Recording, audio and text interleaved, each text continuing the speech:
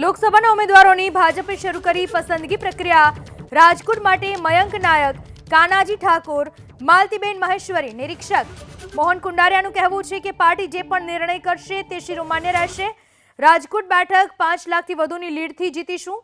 રાજકોટ શહેર મહિલા મોરચાના પ્રમુખે કરી દાવેદારી. કિરણબેન માકડિયાએ લોકસભા બેઠક માટે કરી દાવેદારી. રાજકોટ લોકસભા બેઠક માટે 4 નામો ચર્ચામાં છે, જેમાં પુરુષોત્તમ રૂપાલા, મોહન કુંડારિયા, જગદીશ કોટડિયાનું નામ ચર્ચામાં છે.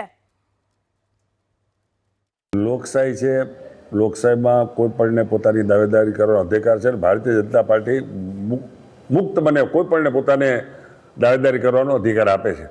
એના કારણે દાવેદારી કરવી એક હક છે કાર્યકર્તાનો, એ દાવેદારી કરી શકે. પાર્ટી ભારતીય જનતા પાર્ટીમાં હું પાર્ટી બનાવવામાં ઓળખે છે અને પાર્ટી જે નિર્ણય કરે મોહનભાઈ હંમેશા બંધન કરતા જ હોય છે. આજ લગી પાર્ટીએ જે નિર્ણય કર્યા અમે સ્વીકાર્યા છે અને ભવિષ્યમાં સ્વીકારવાના છે. એટલે તમે કોઈ ઈચ્છા દર્શાવી છે આજે સેન્સ પ્રક્રિયા? ખાલી અહીંયા પાર્ટી મને સેન્સ લેવામાં, મારી સેન્સ લેવામાં તો હું મારી રીતે કહીશ કે હવે પાર્ટી જે યોગ્ય નિર્ણય લે મને મંજૂર છે. અને અથવા જો આ વખતે તમને રિપીટ કરવામાં ન આવે તો તમે સૌથી મજબૂત દાવેદાર કોને માની રહ્યા છો? એ હું કોઈની પાર્ટી જે નિર્ણય કરે અમારો કમળ મજબૂત છે. કમળના આધાર ચૂંટણી લડવાની, કમળ અમારું મજબૂત છે અને કમળ 100% જીતવાનું, એમાં કોઈ શંકાને સ્થાન નથી.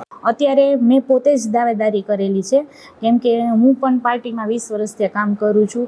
અને જ્યારે મોદી સાહેબે આપણે 33% અનામત અમને મહિલાઓને આપવાની વાત કરી છે અને અમલવારી તો આપણે જાણીએ છીએ કે 2029માં આવવાનું છે, પણ છતાં પણ અમને આશા છે કે મહિલાઓને આ વખતે વધારે સીટ મળશે ગુજરાતમાં.